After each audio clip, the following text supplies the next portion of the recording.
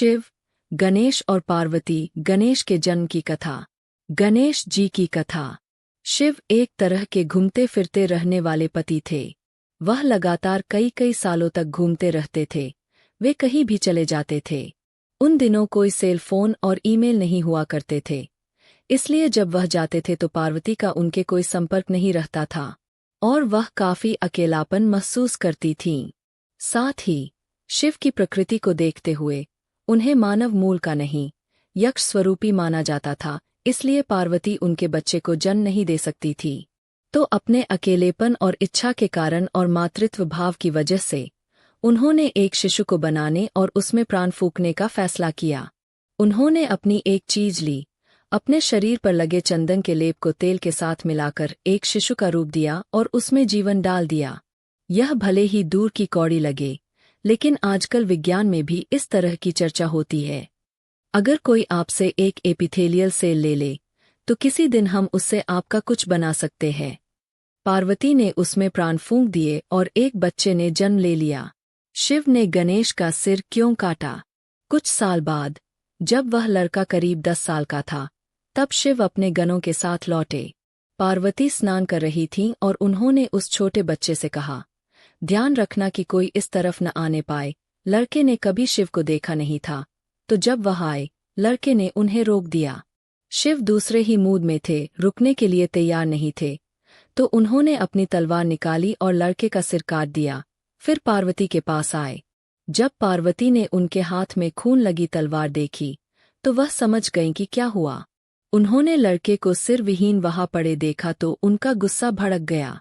शिव ने उन्हें समझाने की कोशिश की, कोई बात नहीं, वह तुम्हारा असली पुत्र नहीं है। आखिरकार तुमने उसे बनाया और मैंने नष्ट कर दिया, इसमें क्या परेशानी है?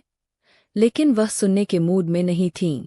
गणेश के पास हाथी का सिर क्यों नहीं है? बात को सुलझाने के लिए शिव ने अपने एक गण का सिर लिया और लड़के की धड़ पर लगा दिया। गणेश चतुर्थी वह दिन होता है जब उनके सिर को दोबारा लगाया गया था। शिव ने गणों के सरदार का सिर लेकर इस लड़के पर लगाया था, इसलिए वह बोले, अब से तुम गणपति हो, तुम गणों के सरदार हो। बाद में जाकर कैलेंडर कलाकार इस दूसरी तरह के प्राणी को नहीं समझ पाए और उन्होंने एक हाथी का चेहरा बना दिया। कथाओं में बताया जाता है कि कैसे गणों के अंगों में हड्डियां नहीं होती थीं। इस संस्कृति में हड्डियों के बिना किसी अंग का अर्थ हाथी की सूंड से लगाया जाता है, इसलिए कलाकारों ने हाथी का सिर बना दिया। आपको मानसरोवर के किनारे कोई हाथी नहीं मिलेगा, क्योंकि वह इलाका उनके लिए सही नहीं है। वहां एक हाथी के लायक हरियाली नहीं है। शिव हाथियों को काटने नहीं गए होंगे, इसलिए गणेश के कई नाम हैं, गणेश, गणपति, विनायक, लेकिन उनका नाम गजपति नहीं है। गण शिव के साथी थे। हम नहीं जानते कि वे कहाँ से आए थे, लेकिन आमतौर पर कहानियों में उन्हें ऐसे प्राणियों के रूप में दिखाया जाता है जो इस लोक के नहीं थे।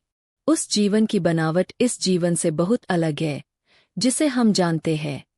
आजकल आधुनिक बायोलॉजी साफ साफ कहती है कि एक कोशिका वाले जानवर से जीवन के सभी जटिल रूपों और मनुष्य की रचना हुई, लेकिन जीवन की मूलभूत प्रकृति वही है, उसमें बदलाव नहीं हुआ है। वह सिर्फ और जटिल होती जाती है।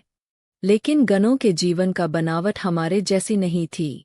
वे धरती पर नहीं बने थे और उनके अंग बिना हड्डियों के थे। अगर आप अपने शरीर को अलग अलग तरीके से इस्तेमाल करना चाहें, अगर आप आसन करते हैं, तो आप सोचते हैं कि काश आपके शरीर में हड्डियां न होतीं। मैंने 11 साल की उम्र से योग करना शुरू कर दिया था, इसलिए जब मैंने 25 साल की उम्र में हठयोग सिखाया, तो लोगों ने मुझे देखकर कहा, अरे तुम्हारे शरीर में तो हड्डियां ही नहीं है, तुम हड्डी रहित हो। यह हर योगी का सपना होता है कि एक दिन उसके अंगों में हड्डियां नहीं होंगे ताकि वह जो चाहे वह आसन कर सके। गोलम टोल विद्वान। हजारों सालों से गणेश चतुर्थी मनाई जा रही है और गणपति सबसे लोकप्रिय और भारत से सबसे ज्यादा बाहर जाने वाले देवता बन गए हैं। वह बहुत लचीले हैं। वह कई रूप और मुद्राएं अपना सकते हैं। वह शिक्षा के देवता भी है। वह एक बड़े विद्वान थे। गणपति को हमेशा एक किताब और कलम के साथ दिखाया जाता है, जो उनकी विद्वता को दर्शाता है। उनकी विद्वता और बुद्धि आम इंसानों की क्षमता से परे थी और उन्हें भोजन बहुत पसंद था। आम तौर पर अगर किसी को विद्वान दिखना है तो वह दुबला-पतला होना पसंद करता है, लेकिन यह खाते पीते गोलमटोल विद्वान थे। इस दिन आम तौर पर लोग मानते हैं कि आपको बस अच्छा खाना चाहिए।